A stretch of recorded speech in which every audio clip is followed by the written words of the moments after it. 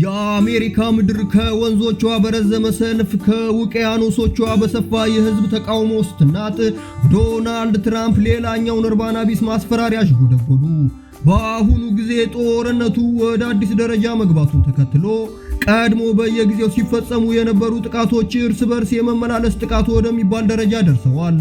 ይህም ማለት አንዱ ወገን ሲያጠቃ ሌላኛው ወገን በአፋጣኝ ምላሽ መስጠት ጀምሯል ማለት ነው።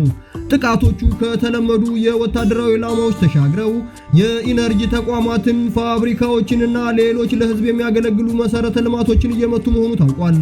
ኢራን በእስራኤል ውስጥ በሚገኘው ሃይፋ ተብሎ በሚጠራው የነዳጅ ማጠራቀሚያ ውስጥ የሚሳኤል ድብደባ መፈጸሟ ተዘግቧል። ይህን ጥቃት ተከትሎ በአካባቢው ከፍተኛ እሳት ተነስቶ በኢነርጂ መሰረተ ልማቶች ላይ ጉዳት እንደደረሰ ተገልጿል።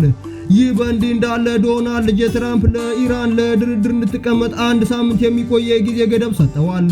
ይህም በዚያ ጊዜ ውስጥ ውይይት ካልተፈጸመ በኢራን ውስጥ ያሉ የኢነርጂ መሰረተ ልማቶች ላይ የሚደረግ ጥቃት እንደሚኖር ተጠቁሟል።